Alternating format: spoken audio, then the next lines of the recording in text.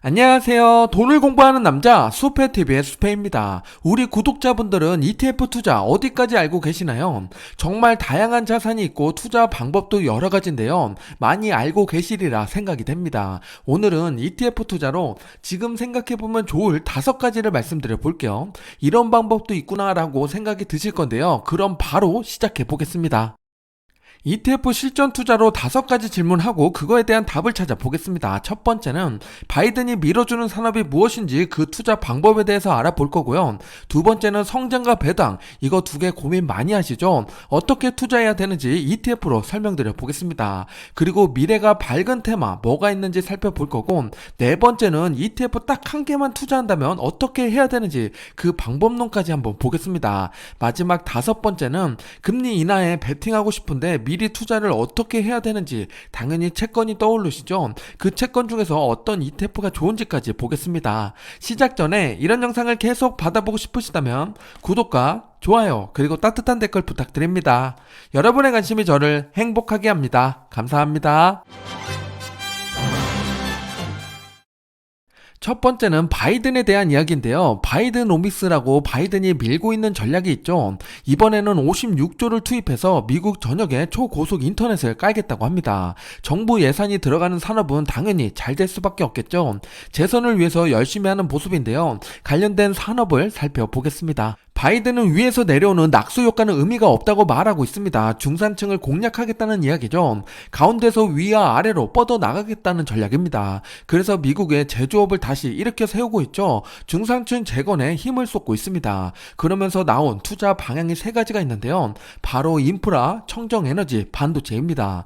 예전에 3가지 테마로 영상을 만든 적이 있는데요. 지금은 이 중에서 관심이 몰리고 있는 인프라를 보겠습니다. 인프라 투자의 대표 ETF는 PAVE인데요. S&P 500보다 얼마나 수익을 잘 내고 있는지 한번 체크해 볼게요. 올해 연초부터 지금까지 보면 S&P 500이 15% 올랐는데 PAVE는 17% 올랐습니다. 그리고 최근 1년으로 보면 정말 많이 올라간 걸 알 수가 있죠. S&P 500은 14% 올랐는데 PAVE는 33% 급등이 나왔습니다. 올해 초뿐만 아니라 작년부터도 신나게 올라가고 있다는 이야기인데요. 그럼 최근 5년 동안 연평균 수익률을 확인해 봤더니 S&P 500은 연평균 12% 성장을 해가고 있는데 PAVE는 15%씩 올라가고 있습니다. 그만큼 인프라 투자가 더 격하게 되고 있다는 이야기고 주가도 많이 올라가고 있다는 겁니다. 그렇다는 거 우리가 관심을 갖고 이 ETF를 확인해 봐야겠죠. 인프라 ETF를 조금 더 자세히 볼게요. 자산 규모는 4.5 빌리언 달러로 규모가 꽤 큰 편이고요. 총 보수는 0.47%입니다. 보수가 좀 높은 편이고 투자 기업 수는 99개국, 그중에 5개 기업 탑5를 가지고 왔습니다. 이튼이 1등을 차지하고 있는데요. 3.4%입니다. 그 밑으로도 거의 비슷한 비중을 차지하고 있는 걸 알 수가 있는데요. 파커, 하니핀, 패스널, 그리고 로크웰, 트레인 등이 있습니다. 그럼 요 5개의 기업 중에서 주가 상승폭이 컸던 기업이 뭔지 최근 차트를 한번 볼게요. 연초부터 지금까지의 차트를 볼게요. 크게 올라간 건 파란색이 눈에 들어오시죠? 이 기업이 바로 파커 하니핀입니다. 비중 2위를 차지한 기업이죠. 35% 정도 상승이 나왔고 2등을 차지한 건 이튼입니다. ETN 티커를 가지고 있고 27% 상승이 나왔습니다. 지금 검은색으로 나타난 게 S&P 500인데요. 대부분 S&P 500보다 큰 상승을 만들어냈는데 노란색만 지금 처지는 모습이죠. 트레인 테크놀로지입니다. 그래도 14% 정도 올라간 모습인데요. 우리가 이 중에서 잘 나가는 기업 2개는 어떤 기업인지 알아둬야겠죠. 간단히 한번 살펴볼게요. 파커 하니핀은 세계 1위 모션 제어 기업인데요. 우주, 항공, 기후 제어, 전기기계 등 다방면으로 활용도가 높은 시스템을 제조해 판매하고 있습니다. 올해 수주가 사상 최고치를 찍었다고 하는데요. 1분기 매출을 보면 지난해 대비 24% 오르면서 전망치를 모두 상회하는 모습을 보여줬습니다. 신사업인 우주, 항공 부분에서도 매출이 급증하고 있죠. 최근 바이든이 미국 기업의 리쇼어링을 강하게 추진하고 있는데 파커 하니핀은 수혜를 톡톡히 보고 있는 기업입니다. 앞으로가 더 기대되는 회사입니다. 두 번째 기업 이튼을 볼게요. 다양한 전기 소모품 및 산업 제품을 생산하는 기업인데요. 최근에 전기차 충전소를 만드는 기업으로도 각광받고 있습니다. 충전기기 중에서 특히 AC 충전 솔루션을 생산을 많이 하고 투자를 하고 있는데요.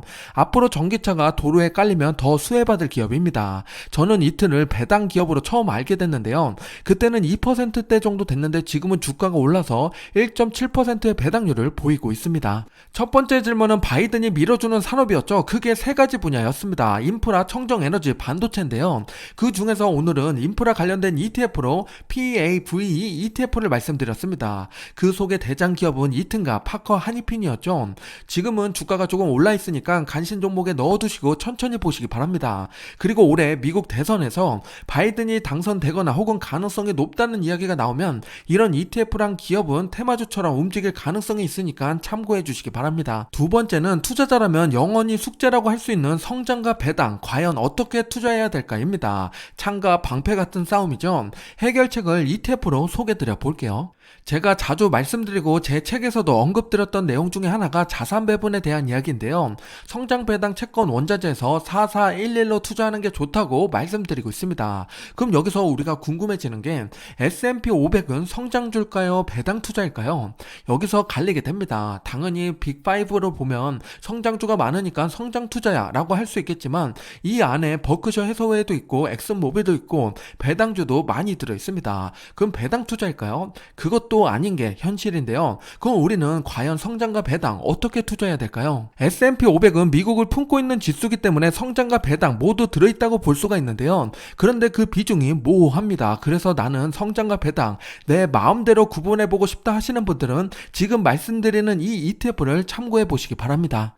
성장과 배당을 둘로 나누고 대형주랑 중소형주를 다시 나누고 나면 네 가지로 구분이 됩니다. 미국에서는 입맛에 맞게 투자하라고 각각에 해당되는 ETF가 많은데요. 대표적으로 3개씩 가지고 왔습니다. 그런데 이것도 많죠. 그럼 여기서 우리는 당연히 총 보수를 확인해야 됩니다. 총 보수 측면에서 봤더니 신기한 일이 벌어졌습니다. 모두 뱅가드 상품이 남게 됐는데요. 0.04%에서 0.07%로 압도적으로 저렴한 보수를 자랑하는 것이 뱅가드였습니다. 이래서 워런 버핏이 VO를 좋아하나 봅니다. 이렇게 네 가지 중에서 대형주에 해당하는 두 개를 가지고 말씀드려 볼게요. 대형 성장주에 해당하는 VUG ETF를 보면 탑7 기업이 우리가 아는 그 빅테크 기업이 모두 다 들어있죠. 그리고 오른쪽을 보면 가치주, 배당주에 해당이 되는데요. VTV입니다. 버크셔 해서웨이부터 엑스모빌, 존슨앤존슨 등이 있습니다. 각각의 기업수를 보면 성장주에는 241개 기업이 들어있고 배당주에는 342개 기업이 있습니다. 이렇게 양분화해서 투자하면 배당과 성장 내 마음대로 주무를 수가 있는 거죠. 이런 식으로 투자하셔도 좋은 선택이 됩니다. 여기서 의문이 드는 건 S&P 500보다 도대체 뭐가 더 좋은데 이걸 것 같습니다. 그래서 비교를 해봤는데요. S&P 500에 100% 투자한 거랑 배당 성장주를 골고루 나눠서 5대5로 투자한 거 그리고 성장주 70, 배당주 30 이렇게 투자한 거 세 가지로 비교해봤는데요. 연평균 수익률이 어떻게 달라졌을까요? 바로 뒤에서 확인해 볼게요. 연초부터 지금까지의 수익률을 보면 당연히 성장주의 비중이 높으면 높을수록 수익률이 더 높죠. 24% 올랐습니다. 7대3이 24% 올랐고 S&P 500은 15% 올랐는데요. 5대5로 투자한 걸 봤더니 1%더 높은 16% 상승한 걸 볼 수가 있습니다. 그러면 최근 1년으로 보면 어떻게 될까요? 1년으로 봤더니 5대5 투자가 조금 더 높은 걸 알 수가 있습니다. 당연히 성장주의 비중이 높으면 더 크게 올라가겠죠. 그리고 연평균 수익률로 최근 5년을 봤더니 S&P 500이 12% 올라가는데 5대5는 13% 그리고 7대3은 14% 올랐습니다. 이 1%가 작다고 무시할 수 있겠지만 매년 쌓이게 되면 그 복리는 어마어마합니다. 그러면 당연히 성장주 비중이 높은 7대3이 좋은 거 아니야? 라고 할 수 있겠지만 고점 대비 하락률 최악의 해를 봤더니 S&P 500보다는 지금 성장주의 비중이 높은 게 고점 대비 하락률이 더 큰 폭으로 떨어진 걸 알 수가 있습니다. 최대 낙폭이 24%까지 빠졌다는 건데요. 그럼 우리는 여기서 내 투자 성향을 비교해 봐야겠죠.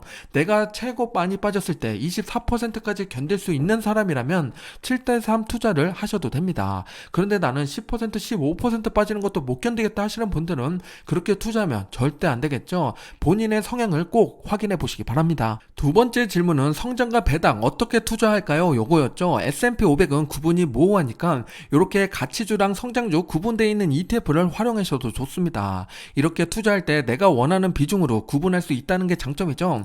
그리고 한 가지 더 앞에서 말씀을 못 드린 것 중에 하나가 가치주는 당연히 배당을 줍니다. VTV는 현재 기준으로 2.6%의 배당이 나오고 VOE는 2.4%의 배당률을 가지고 있습니다. 세 번째는 미래 유망 산업이 무엇인지였죠. 유튜브를 찾아보고 책을 읽으면 유망 산업이 너무도 많이 나옵니다. 그 중에서 우리는 참인 명제를 골라내는 눈을 가져야겠죠. 제가 선택한 미래 유망 산업 4가지를 말씀드려 볼게요. 반도체, 클라우드, 로봇, 사이버 보안입니다. 제 영상을 많이 보신 분들이라면 이 4가지 테마 기억나시나요? 지난번에 영상으로 다뤘었는데요. 미래 유망 산업과 해당 ETF 그리고 관련 기업들입니다. 오늘은 이 중에서 로봇 분야랑 AI를 조금 더 자세히 살펴볼게요. 로봇 AI의 대표라고 할 수 있는 건 BOTZ ETF인데요. 자산 규모가 2.4 빌리언 달러고 총 보수는 0.69%입니다. 보수가 좀 높은 게 흠이죠. 투자 기업 수는 46개 기업에 투자하고 있고 탑5 기업을 가지고 왔습니다. 왼쪽을 보면 역시나 엔비디아가 가장 큰 비중을 차지하고 있죠. 12.3%입니다. 최근에 주가가 많이 올라간 만큼 여기 비중도 높아진 건데요. 2등을 보면 인투이티브 서지컬입니다. 9.9%죠.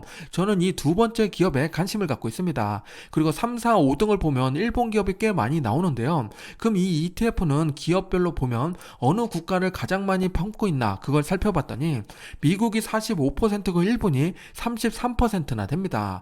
요즘에 로봇 AI 각광을 받으니까 일본이 또 살아나는 느낌이죠. 이게 연관이 있는 겁니다. 그렇다는 건 우리가 일본에 직접 투자해도 좋지만 나는 일본을 간접적으로 로봇에 투자하고 싶다 하시면은 BOTZ를 관심 가지셔도 좋습니다.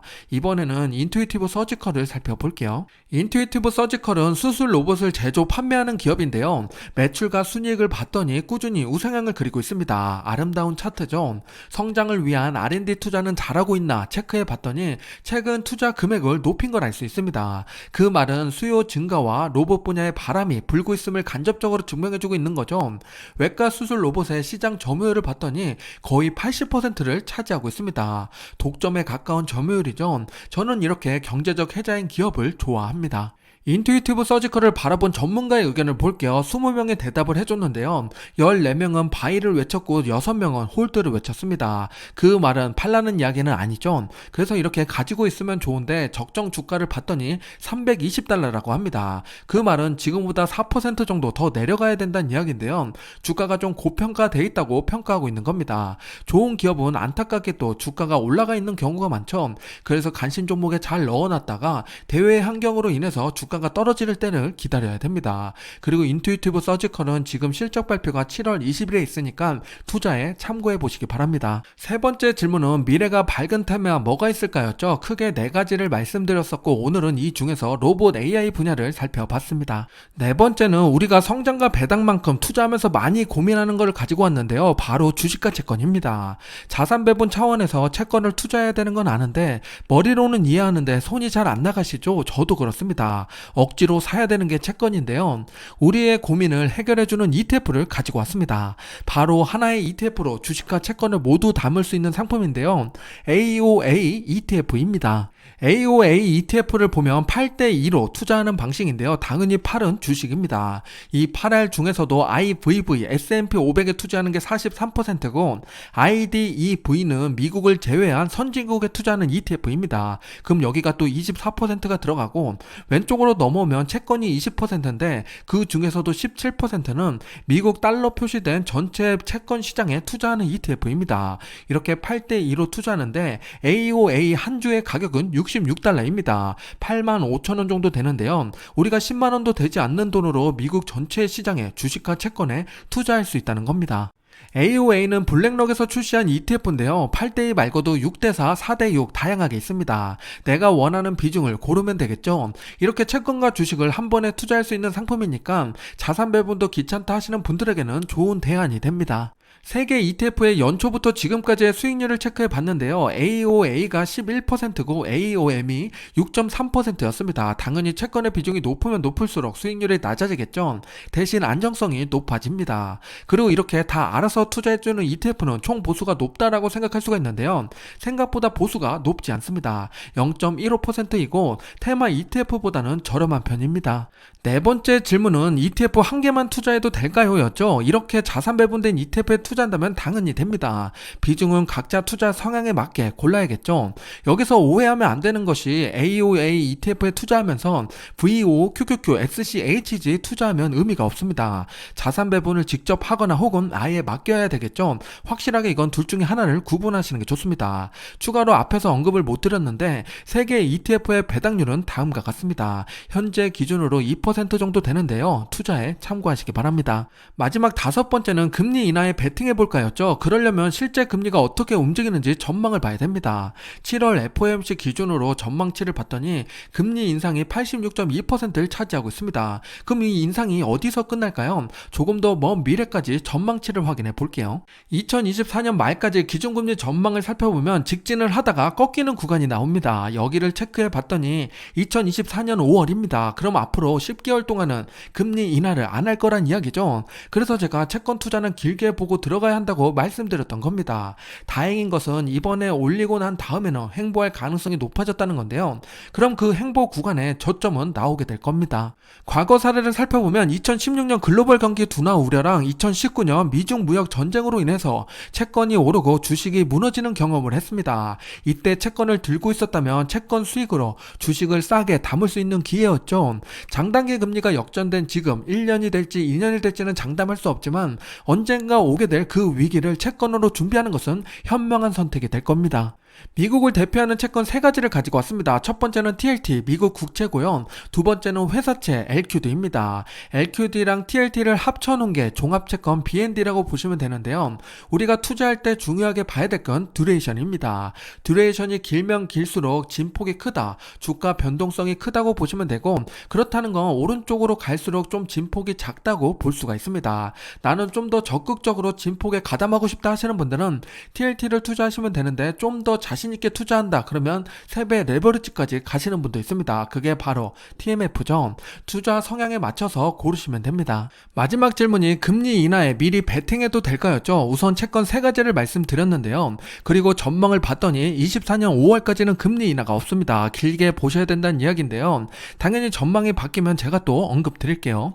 그리고 꼭 말씀드리고 싶은 것이 채권 투자는 자산 배분 차원에서 들어가는 건 좋지만 금리 인하의 단기적인 타이밍 매수는 권장드리지 않습니다. 꼭 참고해 주시기 바랍니다. 지금까지 ETF 투자에 대해서 5가지 질문 드리고 그거에 대한 답을 찾아봤습니다. 도움이 되셨나요? 그렇다면 좋아요와 구독 부탁드립니다. 질문은 언제나 환영이니까 댓글 남겨주시면 답변 드릴 수 있는 내용은 빠르게 답변 드리겠습니다. 간단한 질문이라고 창피하다고 생각하시는 분들도 있는데요. 처음에는 모르는 게 당연한 겁니다. 그냥 물어보세요. 그게 가장 빠른 길입니다. 오늘의 영상은 해외 ETF 백과사전을 통해서 제 생각을 녹여서 말씀을 드렸는데요.